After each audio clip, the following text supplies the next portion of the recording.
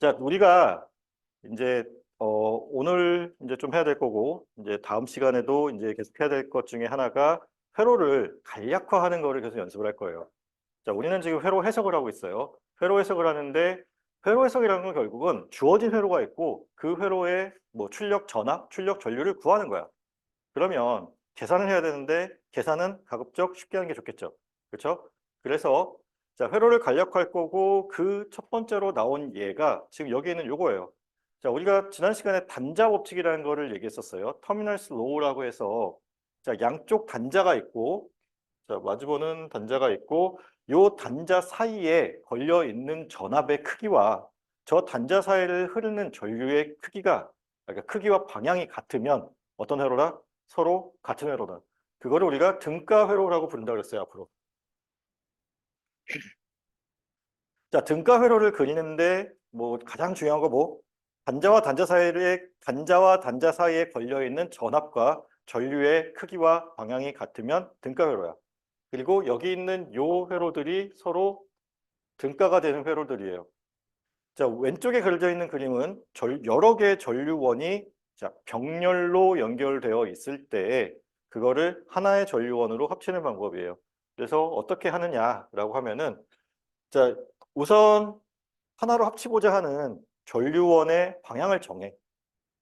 지금 여기서는 이제 아래쪽에서 위쪽으로 B에서 A 방향으로 전류가 흐른다라고 가정을 했고 그거에 맞춰서 전류원의 방향을 잡았어요. 그러면 자, 병렬로 연결되어 있는 전류원들을 더하면 돼요.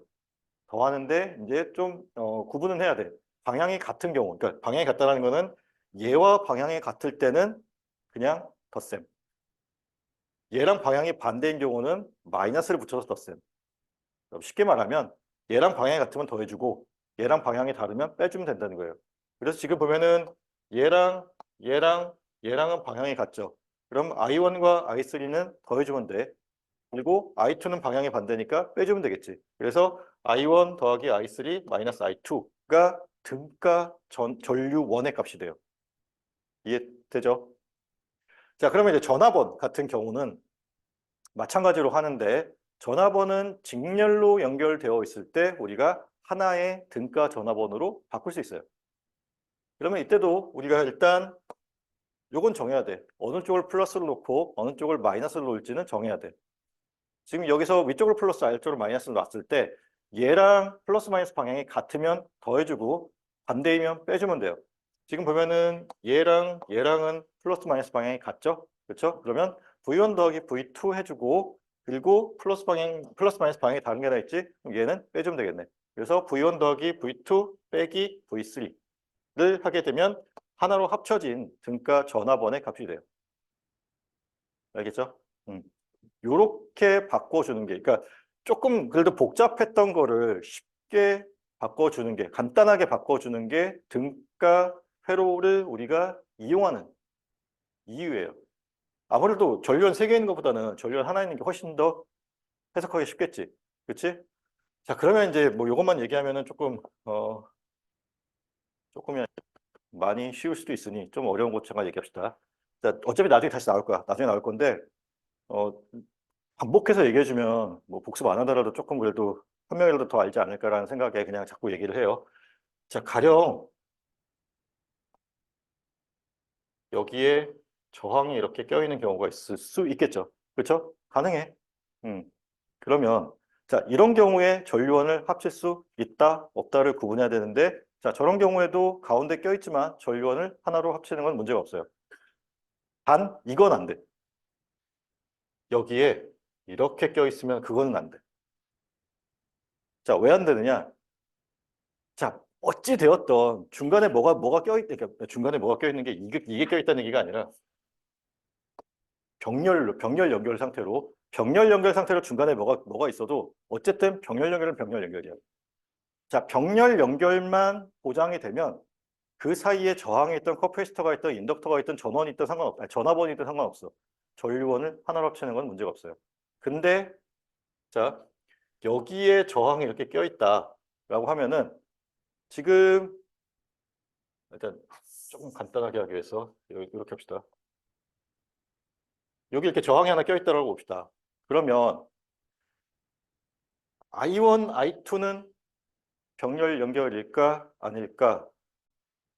자, 얘랑은 병렬 연결이 맞아요. 왜? 그래? 어? 왜? 왜? 그 병렬 연결이 재밌어. 여기 위쪽 노드와 아래쪽 노드가 서로 그냥 이상적인 도선이면 우리가 그냥 하나의 노드를 볼 수 있다 그랬죠. 그럼 위쪽에 하나의 노드가 있고 아래쪽에 하나의 노드가 있다고 볼 수 있지. 그렇지? 그리고 그 노드와 노드 사이를 갈 수 있는 길이 뭐 I1을 거쳐서 갈 수 있고 I2를 거쳐서 갈 수 있겠죠. 그렇죠? 근데 I3로 가려면 자, 얘까지 포함되어야 병렬이 되는 거잖아. 그렇지?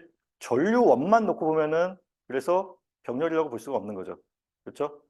얘 빼고 갈 수 있어?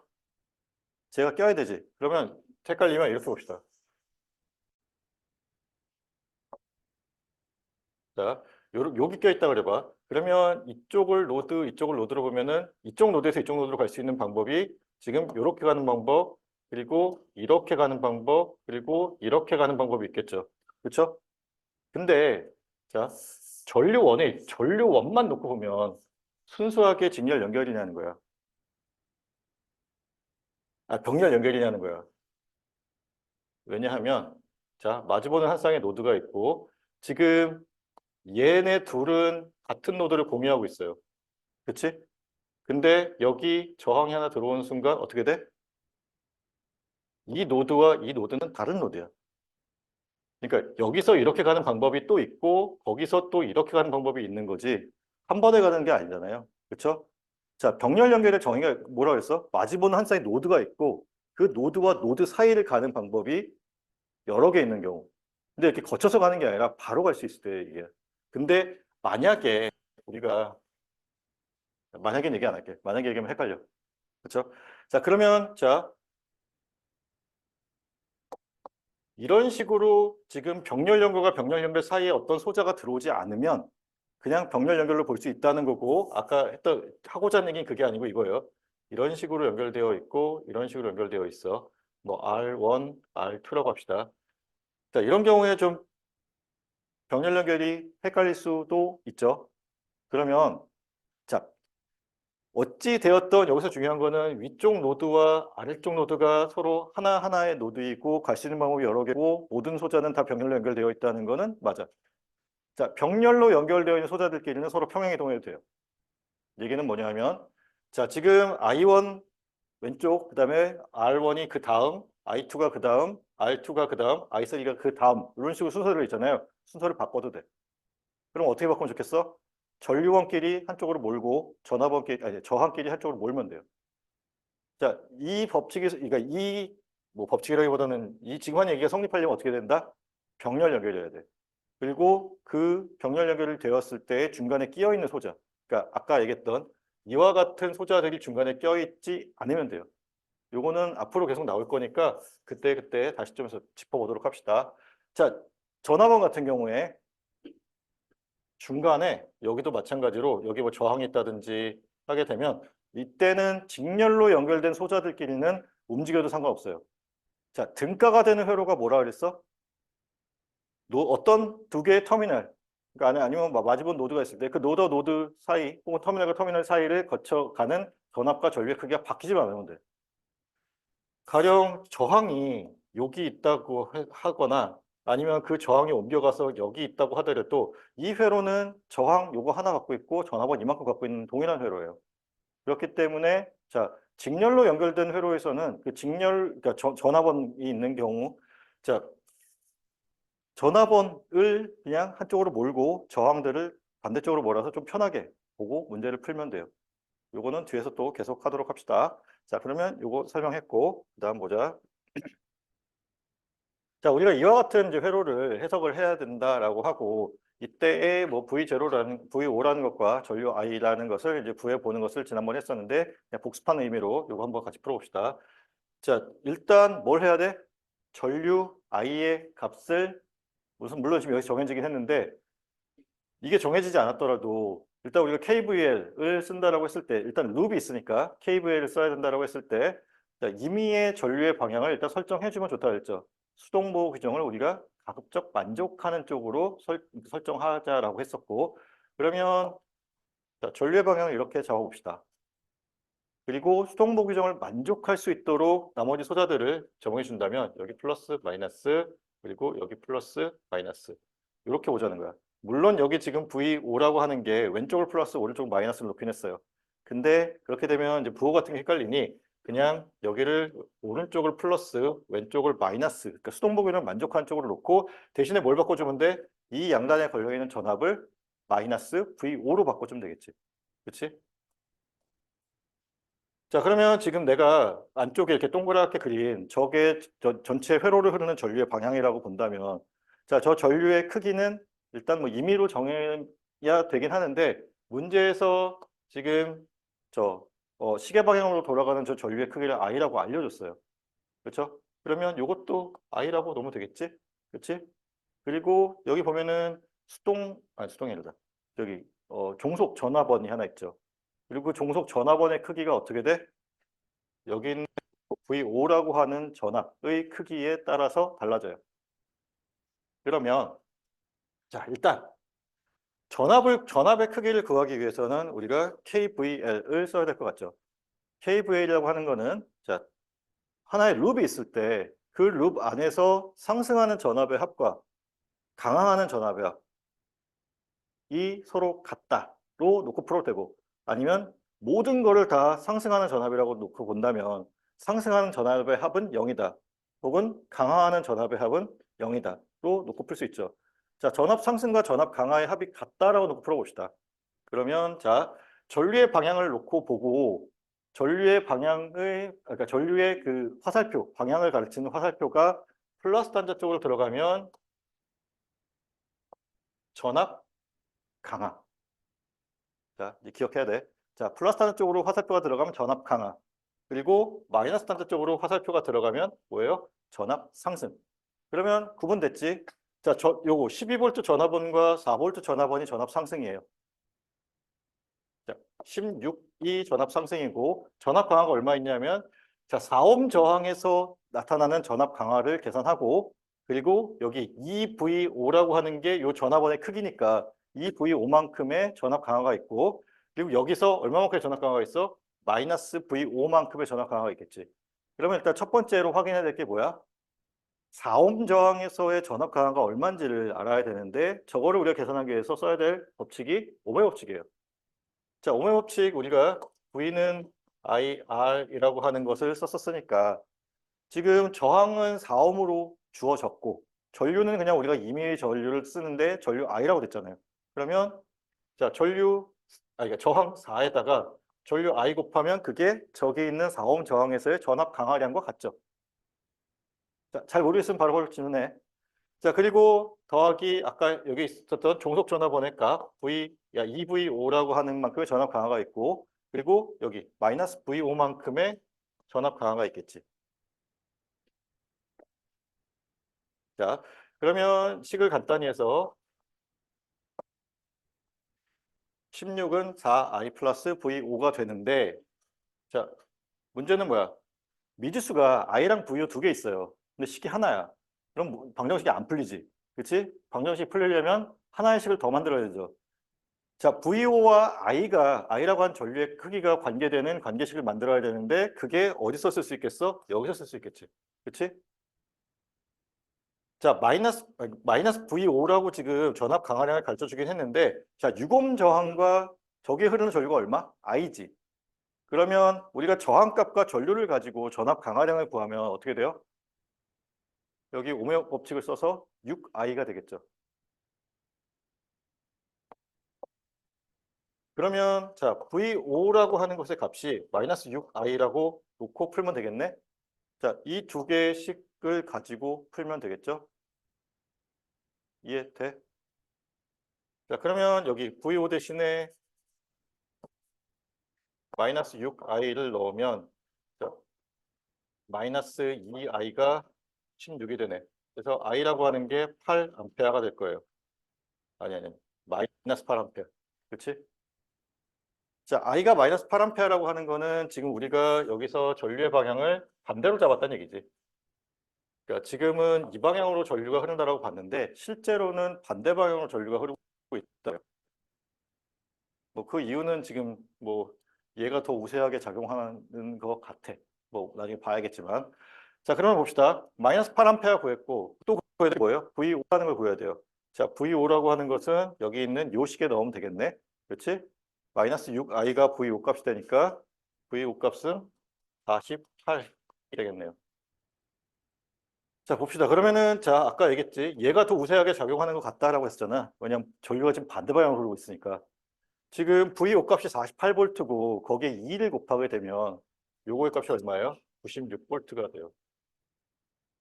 그러면 지금 봐. 여기서 우리 복잡한 거 지우고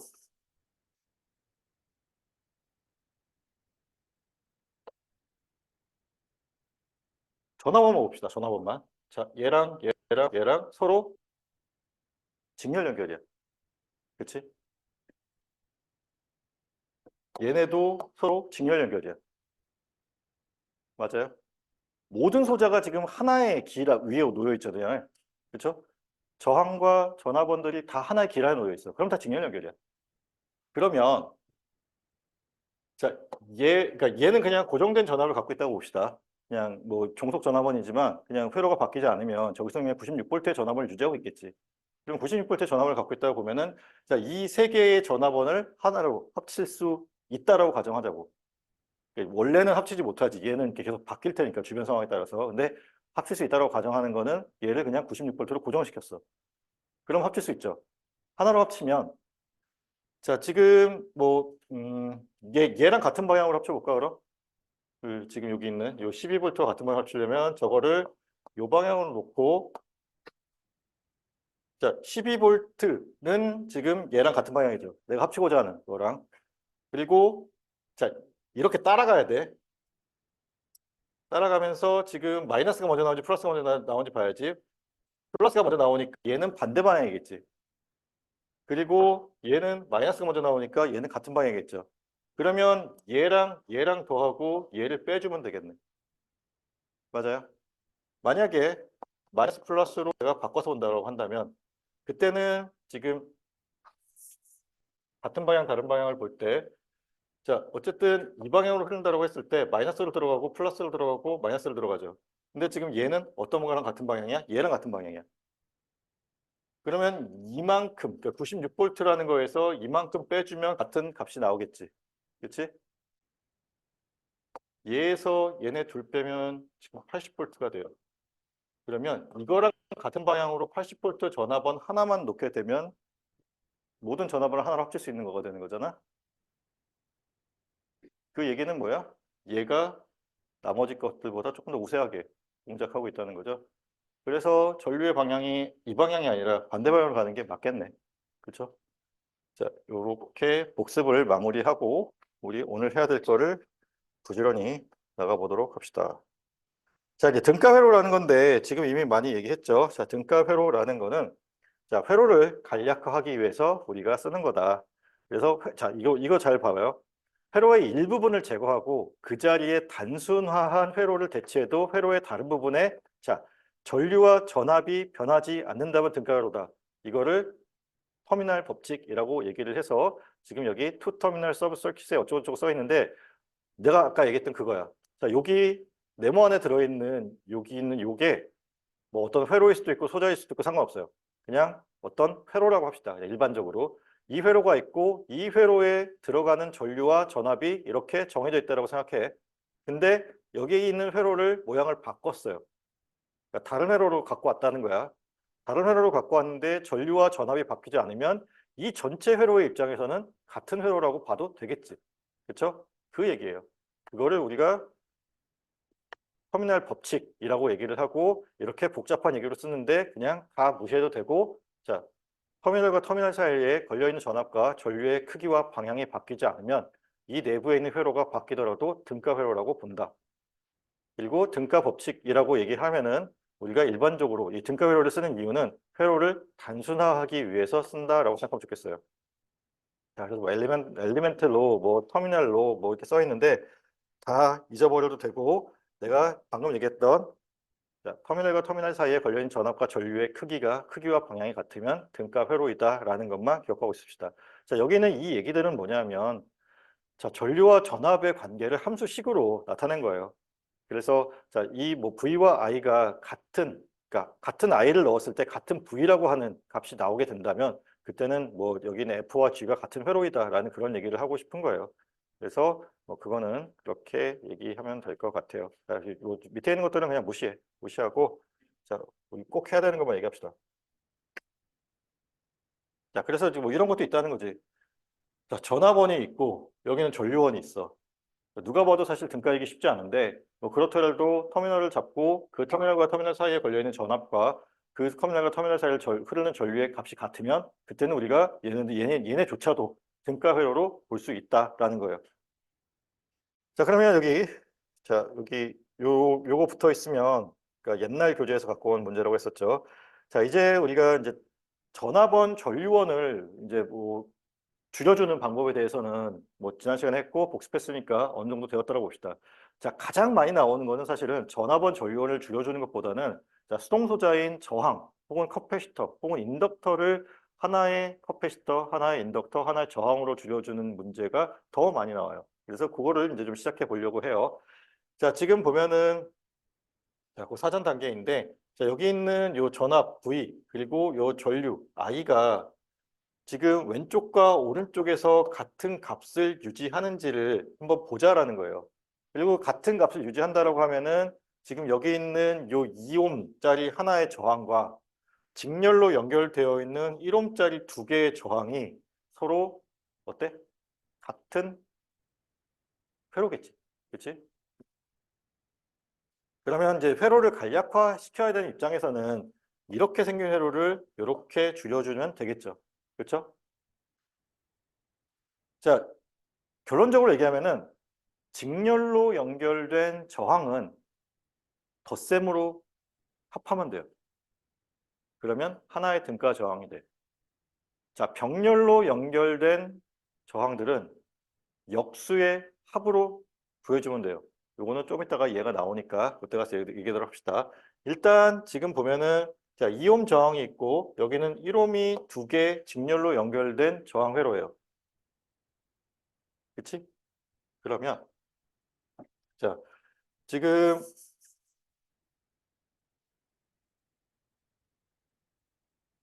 여기에 그라운드가 잡혀 있다고 하면은 자, 여기 이옴 저항의 양단에 얼마의 전압이 걸려 있어? 위쪽을 플러스 아래쪽을 마이너스로 해서 V만큼의 저항이 걸려 있죠. 그렇지? 그리고 지금 여기 전류 I가 흐르고 있지. 그러면 V라고 하는 전압은 2 곱하기 I라고 봐도 되려나? 지금 수동보 규정 만족하고 있으니까. 맞죠? 음. 그럼 봅시다. 일단 여기 I라고 하는 전류는 흐르고 있다고 봅시다. I라고 하는 전류는 흐르고 있다고 봐. 그러면 자, 여기 V라고 하는 전압은 아래쪽에 그라운드가 있다고 하면은 지금 여기까지는 0볼트를 유지할 거고 맞아? 아, 여기 그러니까 여기 자, 1옴 저항을 거치기 전까지는 0볼트를 유지할 거고 그리고 나서 얼마만큼의 전압 상승이 있어요? V22만큼의 전압 상승이 있지. V22만큼의 그러니까 이 방향으로 거꾸로 거슬러 올라갈 건데 마이너스로 들어가서 플러스로 나오잖아요. 그러면 마이너스 들어가서 플러스로 나오니까 올라간 거잖아. 얼마큼 올라간 거야? V22만큼 올라간 거지. 그래서 V라고 하는 전압은 V22만큼의 전압 상승이 있고 그 다음에 이렇게 거쳐가면은 여기서도 마이너스 플러스를 거치니까 얼마만큼의 전압 상승이 추가로 있어요? V21만큼의 전압 상승이 있지. 그럼 일단 V라고 하는 전압은 V22와 V21의 합으로서 표시할 수 있겠네요. 그렇죠? 요거 갖다 지는 거는 이해되지? 자, 그러면 이제 전류의 입장에서 보면 전류 I는 일단 이렇게 흐른다고 봅시다. 전류 I가 흐르고 있을 때 지금 요 1옴 저항에서의 전압 강하량 그러니까 V21이라는 게 사실은 요 1옴 전류의 방향을 지금 여기 문제에 표시된 것과 같이 잡으면 전압 강하량을 나타내는 것이죠. V21이라는 게 왼쪽을 플러스 오른쪽을 마이너스를 잡았잖아. 그렇지? V21이라는 게 그러면 어떻게 돼? 1 곱하기 i예요. 그리고 여기서는 마찬가지로 위쪽을 플러스 아래쪽을 마이너스 잡았으니까 공역식 써서 1 곱하기 i만큼의 전압 강화가 있을 거고 그게 V22랑 같은 값이지. 그래서 여기도 마찬가지로 1 곱하기 i야. 아니, 여기 V21을 넣고 얘는 V22를 잡으면 1 곱하기 i가 되겠지. 그렇죠? 그럼 그냥 얘도 i, 얘도 i야. 그러면 얘가 i고 더하기 i니까 어떻게 돼? 2 곱하기 i. 그래서 자, 같은 결과가 나오는 거를 확인할 수 있죠. 자, 뭐 문제 푸는 방법은 잊어버려도 되는데 중요한 거 뭐? 자, 직렬로 연결되어 있는 저항은 그냥 단순 합으로서 하나의 저항으로 합칠 수 있더라. 이게 등가 저항을 구하는 첫 번째예요. 직렬로 연결되어 있을 때. 자, 그래서 뭐 이런 거 보면 되고. 자, 지금 여기 있는 요거를 좀 봅시다. 방금 얘기했던 그 얘기가 지금 다시 나오는 거예요. 그래서 보면은 자, 직렬로 연결되어 있는 자, 지금 전류 I가 이쪽으로 들어가서 이쪽으로 나올 때까지 하나의 도선을 따라가면 되니까 직렬로 연결되어 있는 거고 직렬로 연결되어 있는 세 개의 저항이에요. R1, R2, R3. 그리고 그거를 우리가 하나의 합성 등가 저항으로 만들어 주는 게 목적이야. 그러면 어떻게 하면 돼? R3라고 하는 R3, RS라고 하는 자, 직렬 합성 등가 저항은 R1 더하기 R2 더하기 R3 이다라는 게 결론이에요. 사실 결론만 알면 돼. 결론만 알면 되는데 그래도 뭐 연습한 단계니까 우리가 어떻게 이제 증명을 하는지를 한번 좀 보면 자, KVL을 쓰면 돼요. 여기 V만큼의 전압 상승이 있는 거죠. 아, 일단 전류 방향이 이렇게 봤을 때 전압 상승이 있고 자, 전압 강화가 3개 있어. 그러면 V라고 하는 것이 자, V1 더하기 V2 더하기 V3. 자, 전압 상승 V, 전압 강화 V1, V1, V2, V3의 합은 같다로 놓고 풀면 되죠. 오른쪽 보면은 자, V라고 하는 전압이 있고 이렇게 보는 거야. 전압 상승이 있고 여기 플러스 여기 마이너스를 잡으면은 지금 RS에서의 전압 강화량만큼 전압 강화가 있겠지. 그렇지? RS에서의 전압 강화량은 얼마야? IRS가 되겠죠. 자, 일단 IRS라고 하는 것. 그러면 지금 V1은 얼마가 될까? 전압 강화를 우리가 찾아보면 전류 I가 흐르고 있고 R1의 저항이니까 IR1. V2는 IR2. V3는 IR3가 돼요. 더하기 더하기. 그러면 지금 이 식과 이 식이 같은 식이 되려면 IR1 더 I로 묶어버리자. I로 묶어버리면 I로 묶었을 때 R1 더하기 R2 더하기 R3 해당되는 값이 IRS가 되면 되죠. 서로 같은 값이니까 얘네 지워버리고 나면 이거 두 개가 같으면 등가다라고 우리가 얘기할 수 있겠지. 자, 아까도 얘기했지만 과정은 뭐 이해하면 좋은데 뭐 받아들이기가 어려우면 결과는 꼭 알고 있어야 돼. 자, 직렬로 연결된 합성 등가 저항은 단순 합으로 구하면 돼요. 알겠죠? 자, 봅시다. 이게 아까 얘기했던 딱 그거예요. 저항에 직렬 연결되어 있을 때는 합으로 구하면 된다. 자, 저거 결론 끝. 그래서 뭐 이렇게 복잡한 얘기들 써 있어. 뭐 그러니까 시그마 이용해서 뭐 이렇게 표현된다라고 써 있는데 그냥 뭐 잊어버려도 되는데 요거만 외워. 알았지? 요 위에 있는 거. 직렬 등가 저항은 그냥 단순 합으로 구하면 된다. 나중에 이제 이게 확장될 거예요. 커패시터와 인덕터로도 확장될 건데 커패시터와 인덕터는 이제 5장에서 나올 거고 중앙호사 이후에 할 거니까 어차피 잊어버릴 거라서 지금 얘기 안 해. 자, 그러면 이제 전압 분배 법칙 들어갑시다. 우리가 이제 하고자 하는 얘기는 사실 지금 이제 전류 해석의 법칙에 대해서 얘기하고 있잖아요. 그리고 남은 두 개의 법칙이 뭐야? 전압 분배 법칙 그리고 전류 분배 법칙이야. 이미 전압 분배 법칙에 대해서는 많이 얘기하긴 했어요. 자, 그럼 전압 분배 법칙이라는 건 뭐냐 하면 자, 일단 직렬로 연결된, 여기 보면은 직렬로 연결된 저항들이 있어요. 그리고 외부에서 전압을 걸어줬을 때 그 저항, 아니, 그 그러니까 직렬로 연결된 저항들의 전압이 어떻게 인가되는지를 구하는 거예요. 다시 말하면 전체 전압이 있고 그 전압이 각각의 저항에 어떻게 나누어져서 들어가는지를 우리가 배우는 거예요. 근데 이제 이미 얘기하긴 했어. 어떻게 된다고? 자, 저항의 크기에 비례해서 나누어져요. 자, 지금 요 얘기예요. 자, V라고 하는 전압이 여기 보면은 자, V라고 하는 전압이 전체 회로에 인가된 전압이에요. 그렇지? 그리고 그 전압이 요 예를 보면은 V1, V2, V3의 합으로 나누어져. 맞아? 그리고 V1, V2, V3를 우리가 전류 I로 놓고 요거를 오메 법칙을 이용해서 쓰게 되면 지금 R1 이게 묶어 써버렸는데 IR1 더하기 IR2 더하기 IR3로 되겠죠. 요게 V1에 해당되는 거, 요게 V2에 해당되는 거, 요게 V3에 해당되는 거예요.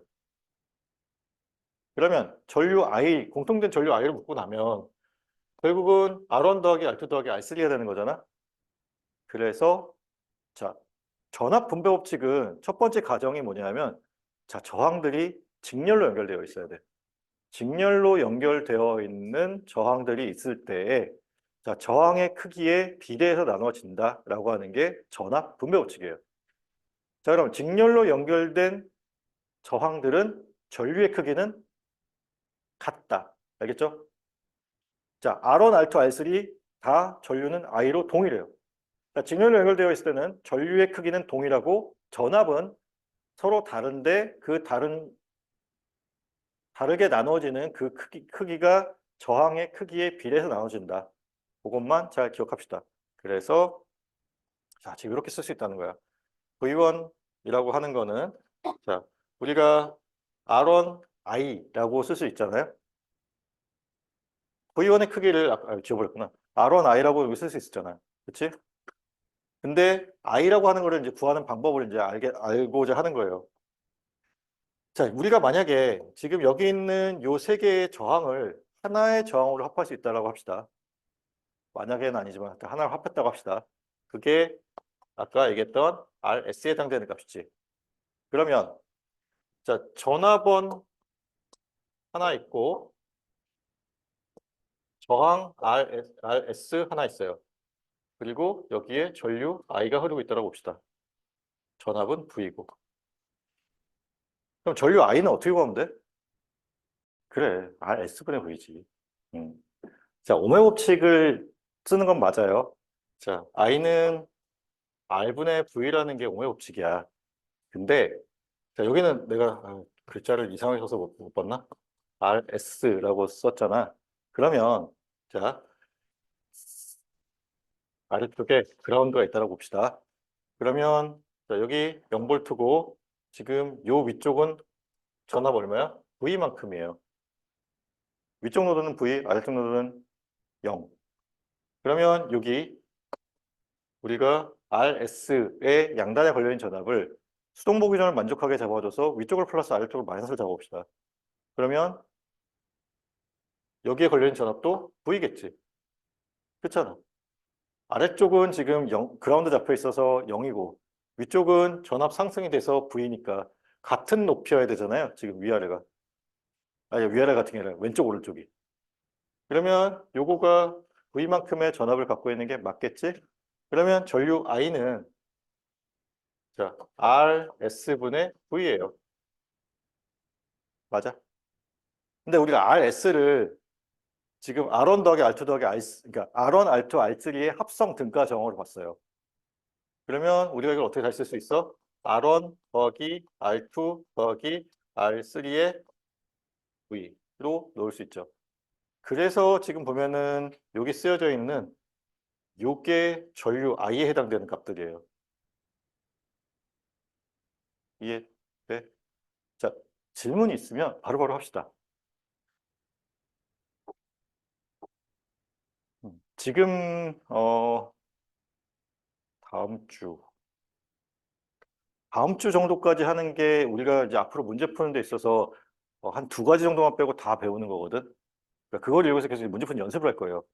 근데 지금 배우는 개념이 흔들려 버리면 사실 좀 이렇게 뒤쪽에서 좀 많이 어려울 수 있어. 그러니까 모르면 그때그때 질문해요. 지난번에 얘기했지만 부끄러워할 필요 없어. 어차피 다 몰라. 알겠죠? 자, 그러면 요렇게 해서 전압 분배 법칙을 마쳤으니 예제를 한번 같이 풀어봅시다. 자, 지금 여기 예제를 보면은 R1, R2의 저항값을 구하라 라고 되어 있고, 문제에서 이제 주어진 게 뭐예요? V2라고 하는 전압의 값이 8이래. 여기 V2가 아래쪽 마이너스, 위쪽을 플러스로 잡았을 때 8V가 걸려 있대요. 자, 일단 뭐부터 해야 될지를 이제 좀 한번 머릿속으로 생각해 봐. 저 문제 어떻게 풀면 좋을지.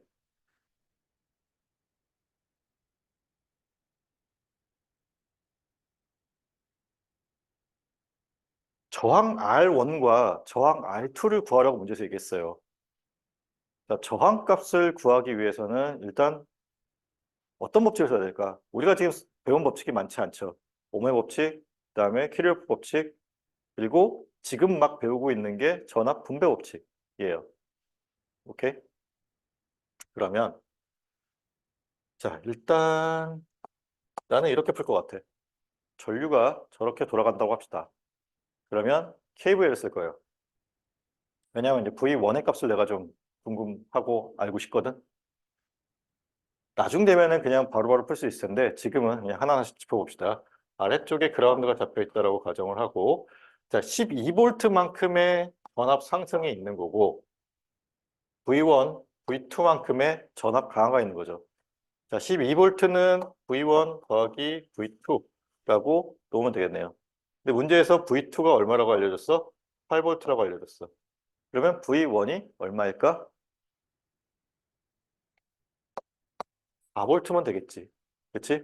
자, 그 다음에 써야 될 게 뭐냐 하면 이제 전압 분배 법칙을 써야겠죠.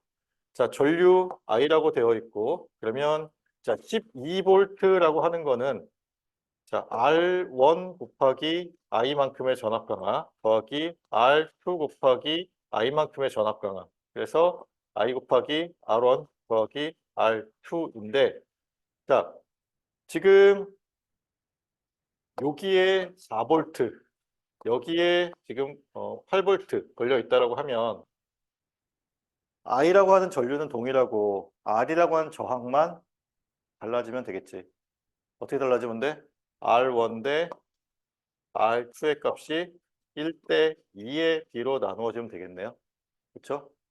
뭐 R1과 R2의 값은 특정되진 않아요.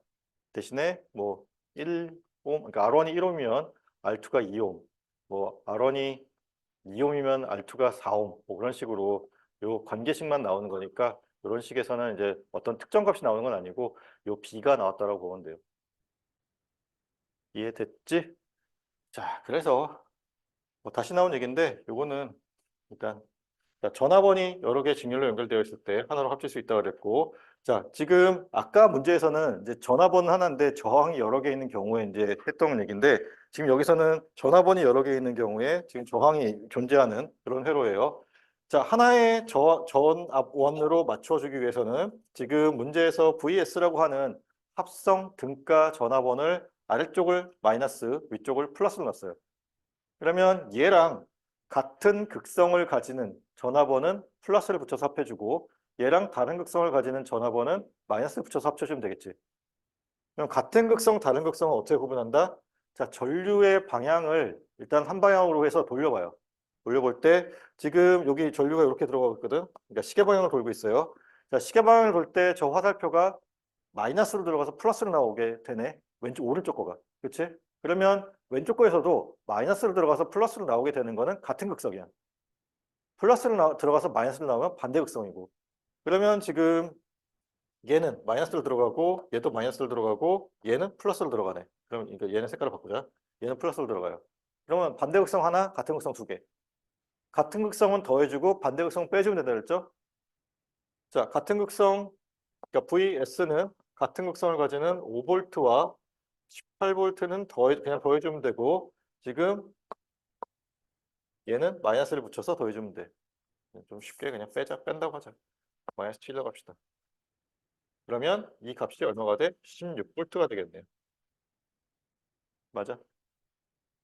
그러면 자, 여기 있는 요 VS라고 하는 게 16V고 이 방향으로 전류가 흐른다라고 봤을 때 지금 VR 값이 얼마가 돼? 16V가 되겠죠. 전압원에서 보급되는 전압이 모두 다 지금 저항에 걸리고 있으니까. 그리고 그 저항의 값이 얼마야? 4ohm이에요. 그러면 전류 얼마? I는 R분의 V니까 4분의 16. 그래서 4A. 이렇게 구하면 돼요. 이해돼요?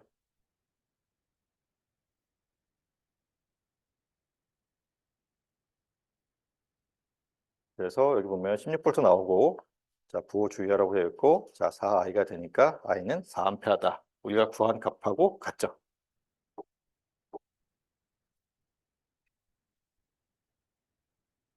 자, 그러면 이제 전류 분배 법칙을 들어갈 건데, 자, 전류 분배 법칙은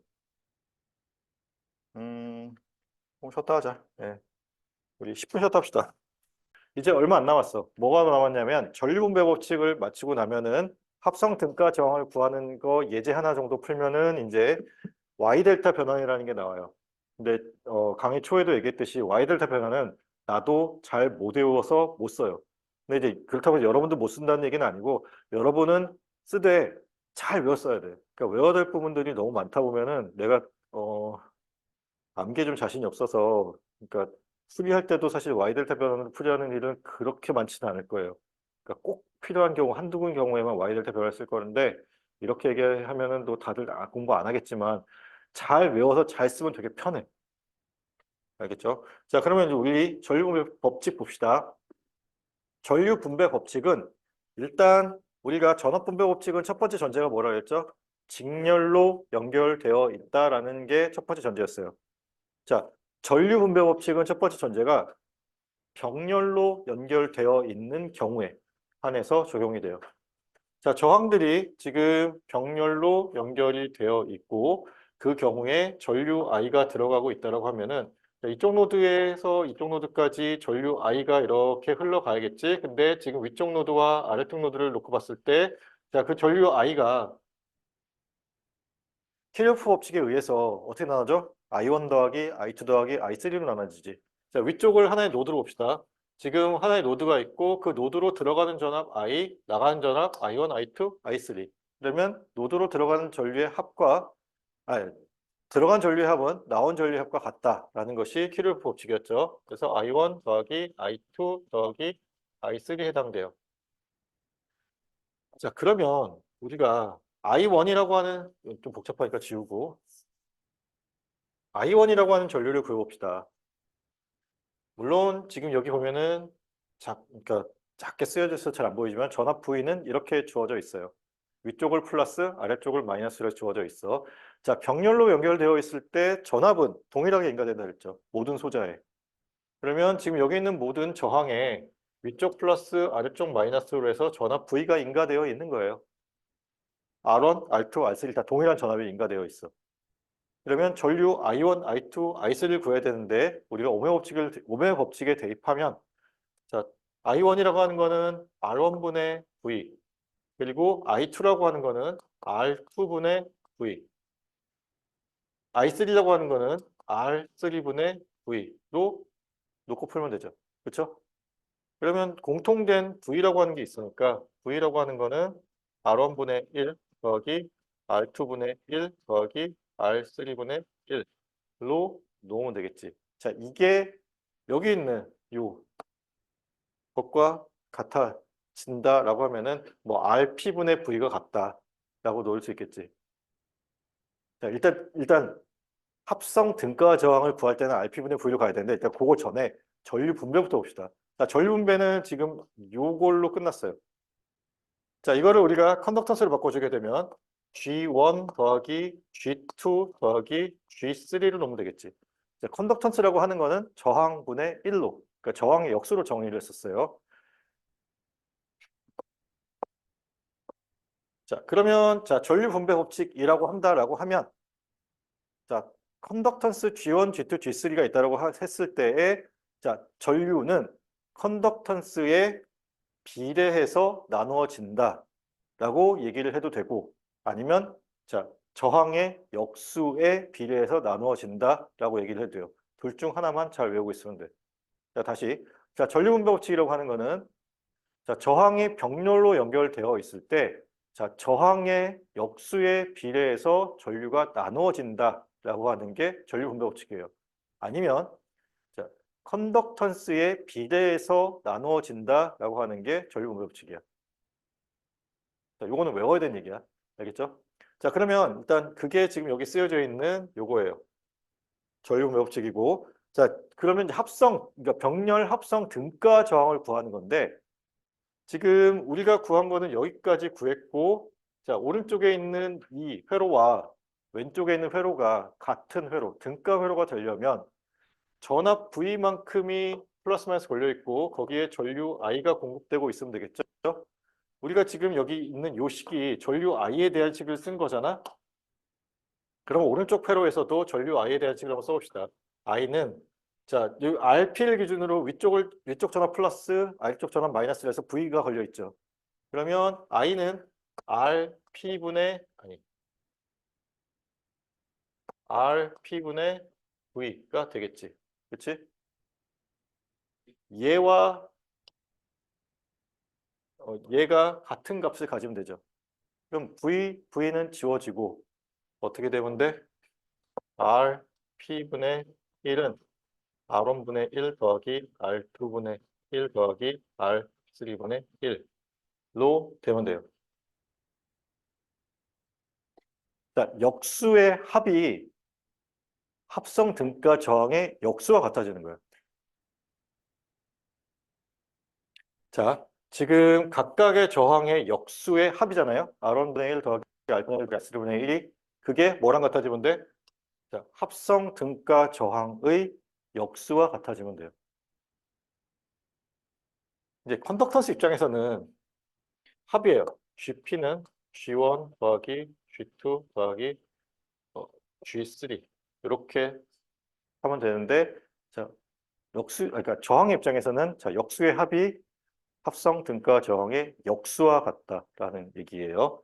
자, 그래서 자, 지금 여기 3개짜리 말고 2개짜리를 보는 거야. 자, RP라고 하는 합성 등가 저항분의 1은 R1분의 1 더하기 R2분의 1로 두 개, 그러니까 R1과 R2가 서로 병렬로 연결되어 있다고 했을 때 그러면 얘를 합쳐주면은 R1 곱하기 R2분의 R1 더하기 R2가 되잖아. 그치? 근데 문제에서 구하라는 건 RP란 말이야. 그럼 어떻게 하면 돼? 얘를 뒤집어줘야 돼요. 그래서 R1 더하기 R2분의 R1 곱하기 R2라고 하는 게 자, 뭐 외워야 되는 건 아닌데 외우면 편하기는 해. 이게 2개짜리 병렬 합성 등가 저항을 구하는 뭐 공식까지는 아닌데 그냥 원래 이게 역수를 취해서 합을 구해서 다시 이제 뒤집어주면 되는데 뭐 매번 그렇게 계산하기가 좀 복잡하니 외워주면 굉장히 유용하게 쓸 수 있어요. 2개짜리인 경우에만. 자, 요거 했고 넘어가서 자, 전류 분배에 대한 얘기인데요. 아까 했던 얘기와 동일하니 지금 요 밑에 있는 우리 예제를 같이 풀어보도록 합시다. 자, 문제에서 I1부터 I4까지에 대한 전류를 각각 구하라고 되어 있어요. 그리고 여기로 들어가는 전류가 18mA예요. 그럼 일단 18mA가 I1, I2, I3, I4로 나누어지겠지. 그렇지? 그 나누어지는데 어떻게 나누어지는지를 구하려면 자, 저항의 역수에 비례해서 나눠진다. 혹은 컨덕턴스에 비례해서 나눠진다라고 얘기를 했었어요. 그래서 문제에서 문제 풀이에서 보면은 우리가 컨덕턴스를 구하는 걸로 지금 풀 거예요. 그래서 자, 컨덕턴스를 구하려면 250분의 1이잖아요. 그렇죠? 여기 G1이라고 하는 거는 자, 250분의 1을 계산을 하게 되면 자, 밑에 써 있지만 4mg 지멘스 혹은 자, 밀리 모라고 있으면 된다 했지. 자, G2 봅시다. 자, 지금 500옴에 대한 컨덕턴스 구하면 500분의 1이니까 이거는 2mg 지멘스가 되겠고 여기도 마찬가지로 G3는 같은 값이네. G4 봅시다. 1000분의 1이죠. 1mg 지멘스예요. 자, 각각의 컨덕턴스의 비례해서 나눠주니까 4대 2대 2대 1로 나눠주면 되죠. 그렇죠? 그러면 자, 얼마만큼씩 나눠주면 돼? 여기가 4니까 8mA. 요게 4mA. 그다음에 4mA. 그리고 2mA. 이렇게 나누어지면 전체 18mA가 들어가서 8, 4, 4, 2로 나눠지면 되겠죠. 자, 전류 분배 법칙은 다시 어떻게? 컨덕턴스의 비례해서 전류가 나눠진다. 단 병렬로 연결되어 있을 경우에. 이해돼? 음.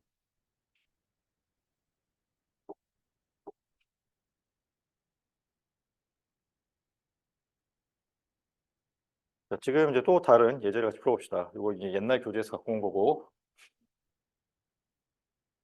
자, 아까 얘기했던 거 잘 기억해 봅시다. 자, 병렬로 연결되어 있을 때는 그 소자들을 서로 평행이동을 시켜도 된다고 그랬어. 자, 지금 이 경우에 위쪽, 아래쪽 노드가 서로 그러니까 마주보는 노드이고 얘는 하나의 노드로 볼 수 있지. 그렇죠? 얘도 하나의 노드로 볼 수 있어요. 그렇게 되면 일단 지금 요 안에서 얘는 서로 병렬로 연결되어 있다라고 보면 되겠네. 그렇죠? 자, 근데 조금 더 편하게 하려면 자, 여기 있는 요 13옴과 여기 있는 5옴은 서로 직렬, 병렬, 직렬 연결이지. 그렇지? 자, 여기 노드가 있고 마주본 노드가 있고 하나의 도선 안에 13옴과 5옴이 놓여 있어요.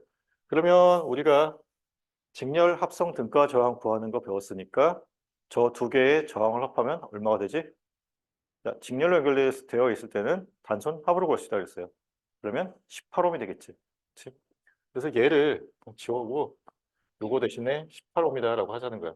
그러면 24A 전류원, 6옴 저항, 4A 전류원, 5옴 저항이 서로 모두 다 병렬 연결인 거야. 이렇게 볼 수 있어요. 그러면 아까 봤던 것처럼 그냥 얘를 이 전류원을 이렇게 옮겨주고 요거를 이렇게 자리를 바꿔주자는 얘기야. 그럼 여기에 이 방향으로의 4A 전류원이 있고 여기에 6옴 저항이 있다라고 보자고요. 그러면 자, 얘네 둘 하나의 합성 등가 저항으로 바꿀 수 있죠. 그렇지? 아까 요 경우는 같잖아. 지금 요거 쓰면 돼. 그래서 요거 R1 더하기 R2분의 R1 곱하기 R2. 저거 써서 구할 수 있어. 자, 그리고 전류원 같은 경우도 우리가 서로 병렬로 연결되어 있으니까 하나로 합칠 수 있겠죠. 대신에 어떤 거를 기준 방향으로 잡을지는 여러분이 정하면 돼요. 근데 지금 문제에서 보니까 문제는 아니지만 여기서 그냥 윗방향으로 잡았네. 그렇죠? 위의 방향으로 전류 방향이 흐른다고 보면 저거를 기준으로 쟤랑 같은 쟤랑 같은 방향이면 더하기 반대 방향 빼기 같은 방향이니까 더하기 반대 방향이니까 빼기 그래서 24에서 4A를 빼면 20A 되겠죠. 20A 윗방향으로 20A 그러면 20A 맞네. 그렇죠? 지금 문제에서 구하라고 하는 거는 지금 I1이라고 하는 저항을 구하라고 되어 있어요. 자, I1에 대해서는 조금 이따가 얘기를 하도록 하고 지금 자, I1이라고 하는 저항이 요 18옴을 거쳐서 이렇게 흐르는 저항이에요. 그리고 나서 요것도 구해볼게. 요, 아니, 미안. 자, 요 I1을 구해볼게요. 그러면, 자, 지금 20A라고 하는 저항이 이렇게 전류가 이렇게 들어가고 있고 이게 이렇게 나눠진다라고 보면 되겠죠. 맞아요. 그러니까 전류원은 들어간 저항일 거고 나머지는 나와야 될 거 아니야. 나와서 밑에 쪽에서 합쳐지겠지. 그렇지? 합쳐지면 또 다시 위치 합해야 될 거예요. 그러면 자 어떻게 나누죠? 전류 분배법칙 쓰면 그러니까 일단 전류 분배법칙을 쓰면 되겠다라는 생각이 들었으면 좋겠어요. 지금 방향을 내가 반대로 잡았기 때문에 얘를 구하게 되면 이게 마이너스 I1이 될 거야. 그리고 자 이거를 위해서 우리가 전류 분배법칙을 쓰면 좋겠다라고 생각하면 좋겠는 게 얘랑 병렬로 연결되어 있으니까. 그러면 자 우리가 컨덕턴스를 구하기 전에 일단 6분의 1 대 18분의 1이라고 한다면 어떻게 되는 거예요? 3대 1의 B로 나눠주는 거지. 그렇지? 그냥 B만 알면 되잖아. 맞아요?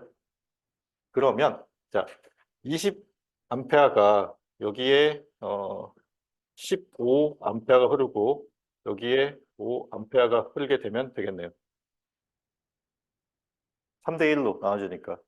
그러면 5A인데 아까 이 5A는 윗방향에서 아랫방향으로 흐르는 5A이고 I1이라고 하는 거는 방향이 반대니까 어떻게 되면 돼? 마이너스 5A가 I1의 값을 가지면 될 것 같아요.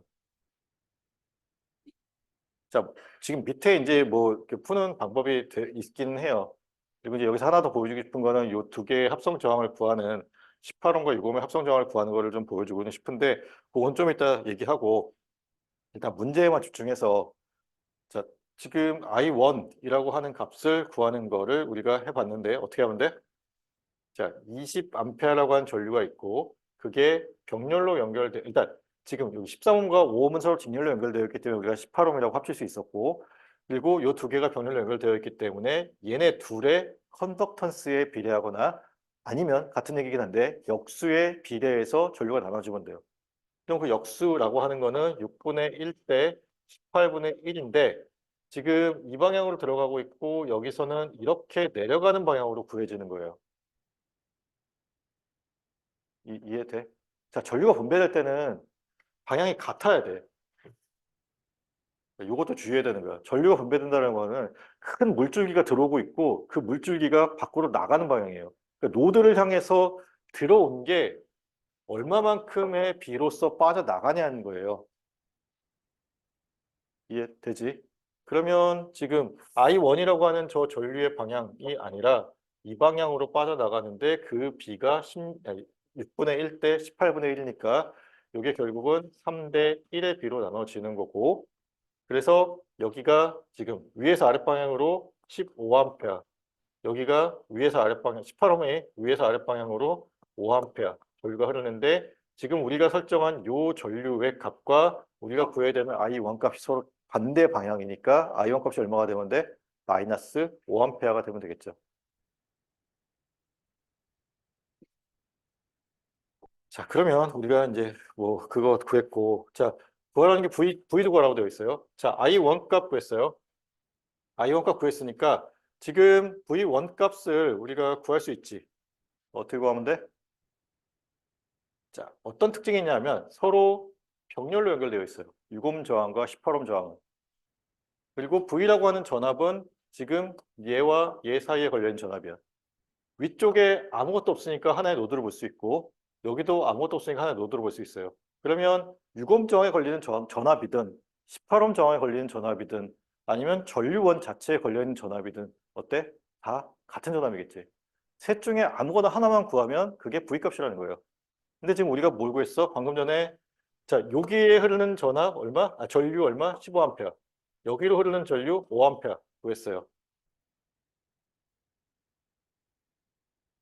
자, 위쪽을 플러스 아래쪽을 마이너스 잡았을 때 전압 V는 어떻게 보면 돼?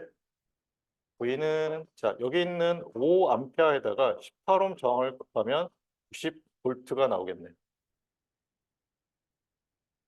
여기도 같은지 봅시다. 자 6옴 저항이고 지금 16옴 아니 미안 15A의 전류가 흐르고 있으니까 6 곱하기 15 하면 저것도 90이 나오네.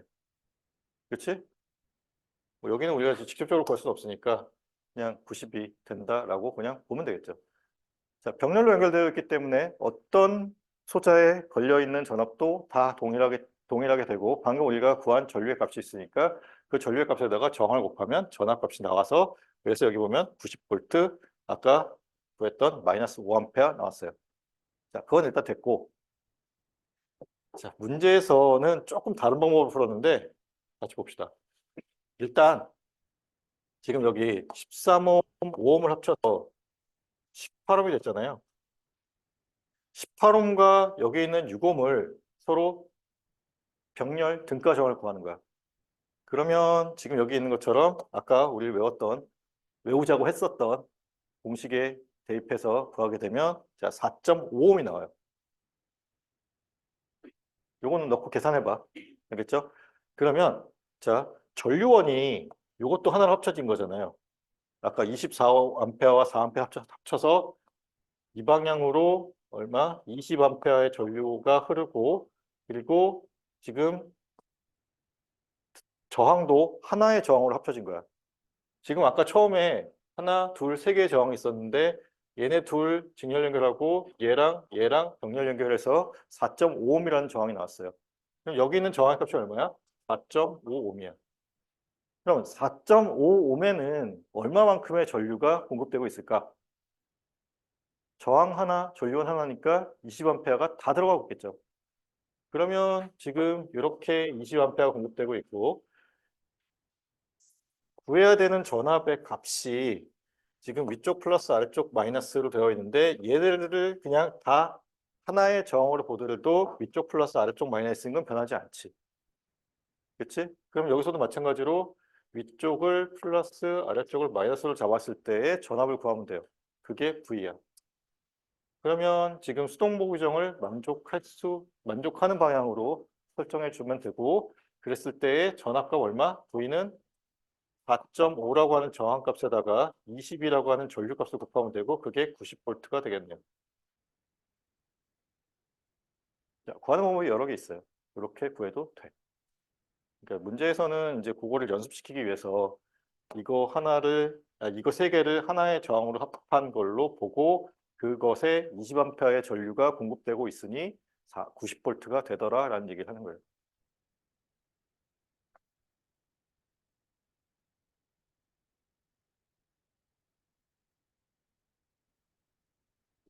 질문 좀 할까요? 그러니까 병렬 합성 저항을 합친 다음에는 사실은 아이온을 따로 구할 수는 없어요. 다시 원상태로 가야 돼. 그러니까 지금 여기서 우리가 구한 건 뭐냐면 그러면 이렇게 봅시다. 자, 그럼 일단 얘를 하나로 합쳐서 아까 4.5옴이 나왔고 4.5옴과 20A를 곱해서 90V가 되는 것까지 이해했어요? 이해했어? 그럼 봅시다. 자, 지금 요 V라고 하는 값이 90V라는 거잖아? 맞아? 그러면 자, 지금 위쪽을 플러스 아래쪽을 마이너스를 잡았을 때 90V가 되는 거고 그 사이에 18옴만큼의 저항이 있는 거죠. 자, 그러면 전류의 방향을 여전히 이 방향을 잡아봅시다. 그럼 마이너스 I1이라고 하는 전류가 이렇게 흐른다고 보면 마이너스 I1이라고 하는 전류 값은 오형식 써서 어떻게 돼? 우리가 알고 있는 거 저항값 서로 직렬 연결되어 있으니까 18옴이죠. 그리고 전압값 아까 여기 하나를 합쳐서 90V 구했으니까 90이지. 그러면 얼마?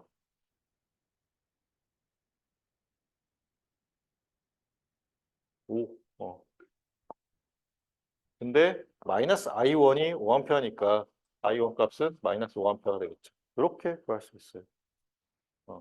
그러니까 지금 얘네에 그러니까 여기에 흐르는 전류를 구해야 되기 때문에 이거를 저항을 하나로 합쳐서는 그걸 분리할 수가 없잖아요. 일단 I1을 구하기 위해서는 다시 저항을 분리해내야 돼. 어.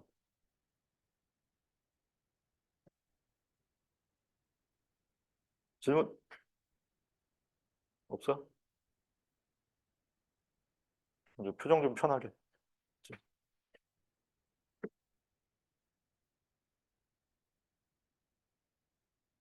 자, 그러면 재밌는 거 해봅시다.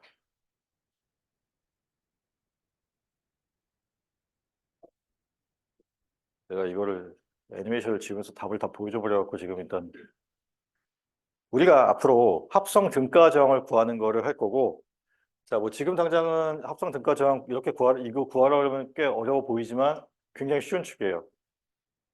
자, 여기서 중요한 건 뭐냐면 직렬 연결하고 병렬 연결을 잘 구분해내야 돼.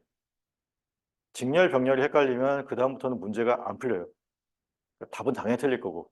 자, 직렬 병렬만 잘 구분해내면 좋겠고. 자, 그리고 첫 번째, 아니야, 첫 번째는 하나 더 중요한 게 뭐냐면 보는 시점을 잘 정해줘야 돼요. 자, 지금 여기는 문제에서 줬죠. 그렇죠? REQ라는 거를 화살표까지 그려줬어. 그러면 왼쪽 방향에서 오른쪽 방향으로 이 회로의 열린 부분을 쳐다보고 있는 거야. 자, 믿어지지 않겠죠? 눈이라고 생각합시다. 자, 눈이 저쪽에서 안쪽을 본다고 생각해. 저 방향에서 봤을 때의 합성 등가정을 구하는 거야. 저 방향이 달라지면 등가정합 값이 달라져요. 왜냐하면 직렬 병렬이 또 달라질 수 있거든. 그래서 자, 이 방향으로 보자라는 거고, 그럼 문제에서 저 시점이 주어지지 않는 경우들이 있어요. 뭐 물론 뭐 다른 설명도 없어. 뭐 왼쪽에서 안쪽을 들여다본다고, 바깥쪽에서 안쪽을 들여다본다 그런 설명도 없고. 자, 그 경우는 어떻게 구분하느냐?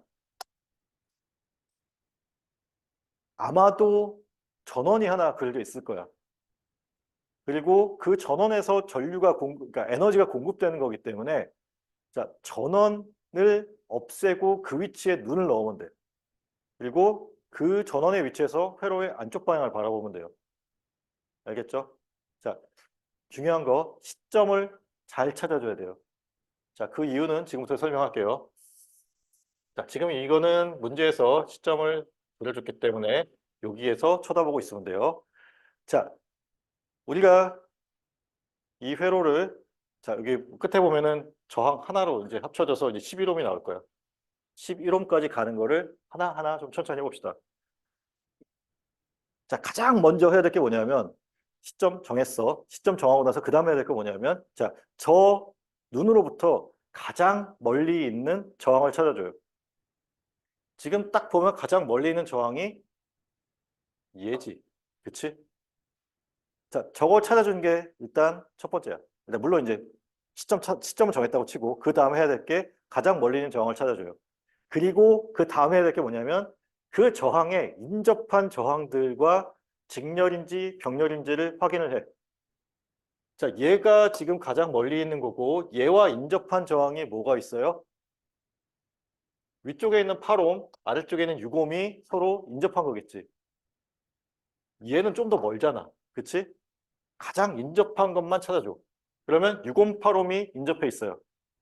그러면 6옴과 8옴과 10옴은 서로 직렬인지 병렬인지를 판단해야 되는데 자, 여기 노드 있고 갈 수 있는 길이 하나니까 세 개 다 직렬 연결이겠지. 자, 직렬 연결인 경우 합성 등가정 어떻게 구해? 단순히 더하면 돼. 덧셈만 하면 돼. 8 더하기 10 더하기 6이에요. 그러면 그 24옴이 되죠. 그래서 지금 여기가 24옴짜리 하나로 줄었어요. 여기 있는 요 세 개의 이렇게 하면 12옴까지 포함될 것처럼 보이니까 여기 있는 요 세 개의 저항을 하나로 줄여서 24옴이 됐어요. 그래서 지금 밑에 다시 그려줬어. 자, 그러면 이제 다시 보는 눈이 저기 있고 가장 멀리 있는 게 24옴이지. 그리고 24옴과 인접해 있는 저항이 뭐예요? 12옴. 맞아? 자, 12옴과 24옴은 서로 어떻게 돼? 병렬 연결이죠. 병렬 연결이면 역수의 합을 구하고 다시 뒤집어줘야 된다 그랬지. 계산을 다시 해볼게. 그러면 자, R2Q분의 아까 이제 뭐 공식이 있었는데 공식을 잊어버렸다. 이렇게 풀면 돼. R2Q분의 1이 12분의 1 더하기 24분의 1 되면 되죠. 그럼 일단 계산해. 24분의 여기는 2 되고 1 될 테니까 3이고 자, R2Q분의 1이 24분의 3이야. 그러면 R2Q는 얼마야? 3분의 24가 되는 거고 그게 8이 되면 되겠죠. 그렇죠? 그래서 지금 여기 있는 요거를 하나의 저항으로 바꿔주면 8옴이 돼요. 자, 그리고 지금까지 했던 거 계속하는 거야, 다시. 언제까지? 하나로 줄여질 때까지. 아니면 더 줄일 수 없을 때까지.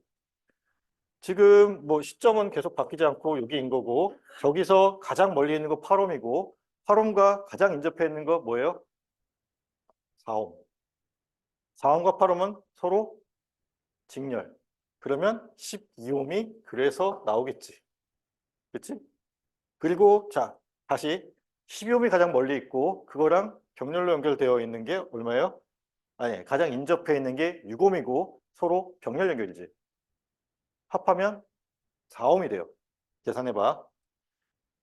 자, 가장 멀리 있는 거 4옴이고 인접해 있는 거가 4옴, 3옴이 있네요. 얘네 셋은 어떻게 되는 거야? 직렬로 연결되어 있죠. 그러면 어떻게 되나? 세 개 다 더하면 되지. 4 더하기 4 더하기 3이니까 11옴이 되겠죠. 이해돼요? 혹시 질문?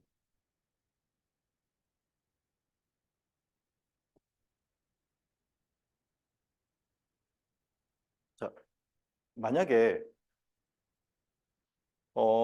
이 합성 등가 저항을 구해야 되는데 그 안에 이게 전원들이 껴있는 경우들이 있어요. 아까 이제 뭐 전원을 없애고 봐야 된다라고 했잖아. 뭐 이제 그거는 그것도 있는데 그거 말고 전원이 여러 개 있는 경우에 시점은 문제 주어졌어. 바깥 뭐 왼쪽에서 오른쪽으로 바라본다라든지 주어졌어. 그리고 그 안에 전원이 껴있는 경우에는 자 독립 전원인 경우에는 전원은 없애고 합성 정화를 구하면 돼요. 자 없애는 방법 얘기했어요. 자 전화번인 경우는 어떻게 없앤다? 단락시킨다. 단락시킨다라고 하는 거는 양단의 전이차를 없애는 거고 도선으로 대체하는 거예요. 전류원은 끊어내면 돼요. 그 자리를 오픈시키면 돼요. 가령 가령 너무 빡빡해서 넣기가 힘들다. 근데 일단 이런 거야. 그러니까 전화번이 이렇게 있는데 이 전화번을 없애야 된다라고 하면은 이 전화번 자리를 그냥 도선으로 넣으면 돼요. 자,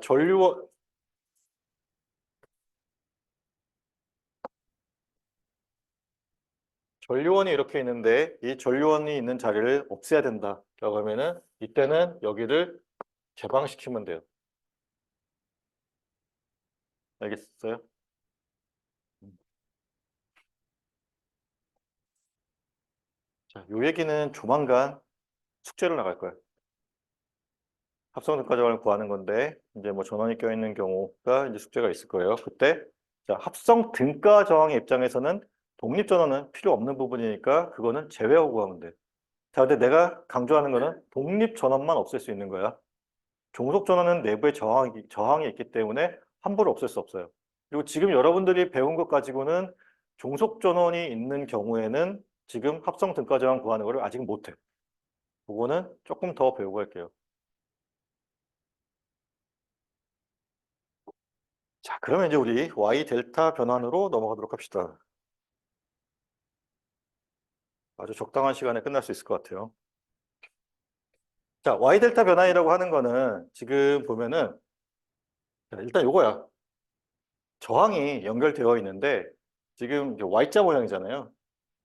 뭐 굳이 이렇게 힘들게 그려야 되나 싶기는 한데, 그러니까 변형된 게 이렇게 그리는 거야. 이렇게 그려져 있을 때 이제 뭐 T자 모양일 것 같기도, 그러니까 T자 모양이기도 한데 이거를 우리가 Y자 모양과 같은 걸로 볼 수 있어요. 자, Y 네트워크라고 얘기를 하고 T 네트워크라고 얘기하는데 얘네 둘은 서로 같아. 그래서 보면은 지금 자, 여기 R1, R2, R3를 보면은 얘네들은 서로 어때?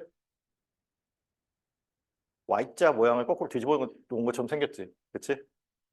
그래서 Y 네트워크가 여기 숨어 있다라고 보면 돼요. 자, 그리고 지금 이제 Y 델타 변환을 우리가 이제 얘기를 해야 되는 거는 자, Y자 모양을 우리가 델타 모양으로 바꿀 수 있다는 거예요. 반대로 이제 델타 모양을 Y자 모양으로 바꿀 수 있겠지. 자, 얘네들의 순서도 외워야 돼. R1, R2, R3 순서고 델타 모양이 이렇게 생겼다고 했을 때 RC, RB, RA의 순서가 동일해야 돼요. 그러니까 내가 외우는 게 헷갈린다는 얘기가 이 순서가 달라지면 결과가 완전히 달라져. 그래서 이걸 잘 외워야 돼. 자, R1, R2, R3 그다음에 A, B, C야. 그리고 자, 델타 네트워크는 여기 보이는 것처럼 파이 모양으로 바꿀 수도 있어요. 지금 여기가 하나의 노드잖아요. 근데 노드와 노드 사이에 아무것도 없으면 이 노드도 하나로 합칠 수 있는 거지. 그래서 얘를 이렇게 파이 모양으로 이렇게 넓혀주거나 아니면 여기 하나로 뭉쳐주거나 어차피 같은 거야. 그래서 델타 네트워크, 파이 네트워크 같은 구조이고 지금 Y 네트워크와 T 네트워크도 같은 구조예요. 지금 여기서 보면은 요게 델타의 형태로 생겼고 위쪽에도 지금 델타 형태가 숨어 있죠. 자, 이와 같은 경우에 우리가 이거를 이제 문제를 풀기 쉽게 간략화하는 방법에 대해서 이제 할 건데 궁극적으로 나중에는 그러니까 아까 그러니까 내가 얘기했듯이 Y를 대표는 안 쓰고 나는 이제 푸는 걸 계속 할 거거든. 궁극적으로 어떻게 하냐면 여기에 룹이 하나 있고 여기에 룹 하나 있고 여기에 룹 하나 있더라고 쳐서 키르호프 법칙 혹은 이제 우리가 요거 배우고 이제 3장에서 배우게 될 텐데 3장에서 이제 메쉬 어널리시스와 노드 어널리시스라는 게 있을 거예요. 그거를 여러 번 쓰면 되기는 해. 그래서 여기 I1, I2, I3라고 하게 되면 우리가 이제 구할 수는 있어요. 자, 그건 나중에 얘기하고 일단 자, 요게 기본이야. Y 네트워크와 T 네트워크, 그다음에 델타 네트워크와 파이 네트워크가 있는데 서로 같은 개념이니까 파이 네트워크가 그려져 있을 때도 우리가 델타 형태로 볼 수 있고 T 네트워크가 있을 때도 Y 네트워크를 볼 수 있고 서로 반대도 가능해요. 자, 중요한 거는 저기 지금 있는 요 노테이션의 요 돌아가는 방향 1, 2, 3, A, B, C야. 요거 잘 기억해요. 자, 그러면 지금 얘랑 아까 봤었던 파이 네트워크이죠. 이게 결국은 뭐야? 델타 네트워크랑 같은 얘기지. 자, 요거 Y 네트워크와 같은 T 네트워크예요. 그래서 지금 보면은 얘랑 지금 등가가 되기 위한 조건을 여기 써준 거예요. 궁극적으로는 여러분들이 이거를 쓰고 싶다고 하면 이 밑에 있는 걸 외워야 돼. 그래서 외웠을 때에 자, 지금 이제 요게 결론인데 자, 지금 R1이라고 하는 요 Y 네트워크에서의 R1, R2, R3 그다음에 A, B, C 아니 A, B, C라 그랬죠. 자, A, B, C가 있을 때 R1 값은 이렇게 A, B, C 그러니까 요런 형태로 지금 A, B, C를 돌렸을 때 자, A, B, C 분의 B, C 그리고 A, B, C 분의 C, A를 하면 두 번째 거 A, B, C 분의 A, R, A 곱하기 R, B를 하면 R3에 대한 값이 나와요.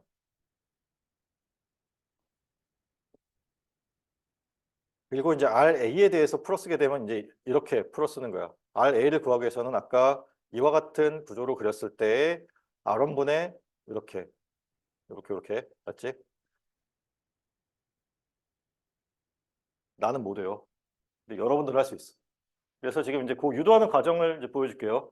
자, 일단 외워야 되는 것만 일단 짚어줄게. 외워야 되는 거 지금 여기 있는 요 그림 외워야 되고 그림 안에서 자 A, B, C 그다음에 1, 2, 3에 돌아가는 거 외우세요. 그리고 R1 구할 때에 그리고 A, B, C 더해지는 건 분모에 더해지는 건 동일하게 가고 그다음에 BC야. 그러니까 1이니까 A가 빠지고 BC가 들어간다고 생각하면 돼요. 그리고 R2 같은 경우는 밑에 더해지는 분모에 더해지는 건 R2, R3 다 동일해. 근데 여기는 이제 B가 빠져 있겠지. B가 빠지고 RC, RA. 그리고 여기는 C가 빠지고 RA, RB가 돼요. 자, 그리고 여기 보면은 지금 A, RA를 구할 때는 여기서는 이제 그러니까 분자는 다 동일해요. 분자는 R1, R2, R2, R3, R3, R1으로 동일해요. 잠깐만.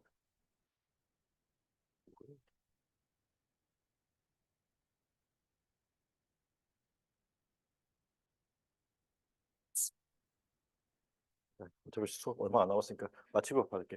자, 동일해요. 그랬을 때 지금 여기 분모에 R1 들어갔을 때가 RA에 해당하는 거고 분모에 R2가 들어갔을 때 RB, 그다음에 분모에 RC가 들어갔을 때 RC가 되는 그 구조라고 생각하면 돼요. 그래서 자, 요 그림하고 지금 얘기했던 공식들을 그래도 약간의 어떤 규칙이 있으니까 그거를 이용해서 잘 외우는데 자, 요 그림이 헷갈리면 망하는 거예요. 일단 이 그림을 잘 아로나토 했어. 근데 난 이거 맨날 책 보고 다시 해도 맨날 새로워. 그래서 아, 되게 안 되더라고. 그래서 뭐 조금 힘들지만 항상 이렇게 아까 얘기했던 그런 뭐 여러 개의 메쉬 어널리시스를 돌려서 하는 걸 하는데 자, 일단 봅시다. 왜 이렇게 시끄럽냐. 자, 지금 합성 등가 저항을 구하는 공식을 볼 거예요.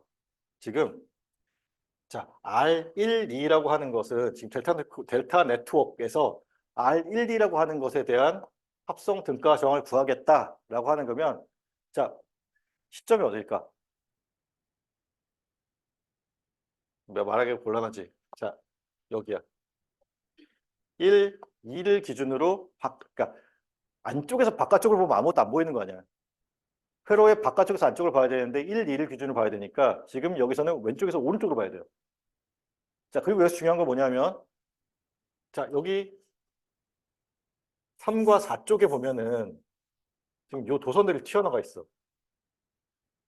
쟤네들은 이 회로에서는 무시해도 돼. 왜 그래?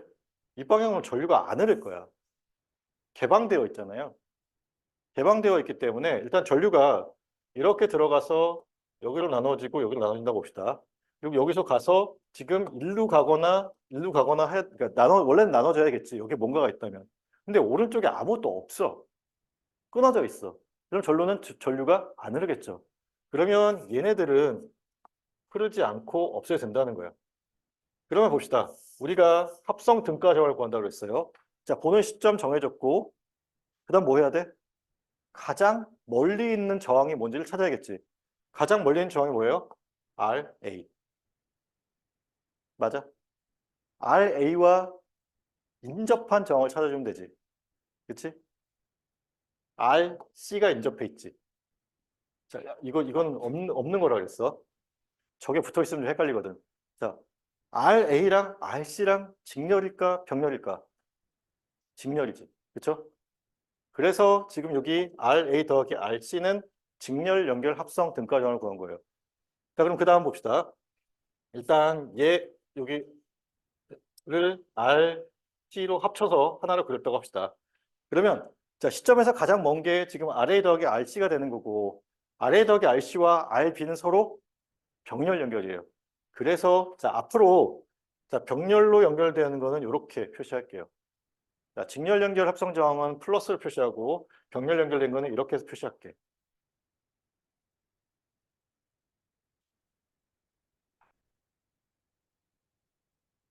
자, 일단 요거 그러니까 델타 네트워크에서의 1, 2 사이의 합성 등가 저항 구하는 거 이해했죠? 그러면 여기 T 네트워크 혹은 Y 네트워크에서 1, 2 사이의 합성 등가 저항을 구해서 서로 두 개 같으면 되겠지. 그치? 요 두 개 갖다 놓으면 되겠지? 자, 그러면 얘도 어디서 봐야 돼? 여기서 봐야 되고 지금 왼쪽에서 안쪽을 보는 거야. 자, 여기서 문제. 가장 멀리 있는 저항이 뭘까? R3가 맞아요. 자, 요게 어려운 거예요. 자, 아까 내가 여기 전류 안 흐른다 그랬죠? 끊어져 있잖아. 지금 여기도 끊어져 있지. 얘도 전류가 안 흐르겠지. 전류가 흐르지 않는 도선 위에 있는 소자는 없는 거야, 그냥. 그러니까 거리상으로 봤을 때는 R2가 제일 멀리 있는 건 맞아요. 근데 R2는 전류가 흐르지 않기 때문에 얘는 의미 없는 저항이고 없는 셈 치면 돼. 그러면 R3가 가장 멀리 있는 거죠. 그치? 의미 있는 것들만 우리는 찾아줘야 되니까 R3랑 인접해 있는 게 R1인데 그러면 병렬일까? 직렬일까? 직렬이에요. 얘 무시되니까. 이거 무시되고 나면은 그냥 이렇게 하나의 룹이거든. 그래서 지금 여기 보면은 R1과 R2가 R1 더하기 아니 요 합성 등가정 R1, 2가 R1 더하기 R3로 나오는 거예요. 이 아래첨자에 쓰여져 있는 요 1, 2는 요 노드 번호를 얘기하는 거야. 그러면 얘네 두 개가 같아지면 되겠죠. 그 같아지는 거를 지금 이렇게 쓴 거고 그게 여기 있어요. 마찬가지로 R13, R34를 계산해서 지금 다 계산하고 그거를 정리하면 지금 뒤에 있는 요식이 나오는 거야. 근데 불행하게도 다 못 끝낼 것 같아. 그러니까 오늘은 여기까지 하고 다음 시간에 여기 일단 여기까지 한 거는 다시 한번 좀 봐봐. 알겠죠? 내가 오늘 최대한 오늘 편집해서 올려줄 테니까 여기까지 보고 다음 시간부터 나머지 보고 일단 2장은 다음 시간까지 마지막 끝나는 거 합시다. 자, 오늘 고생했어요.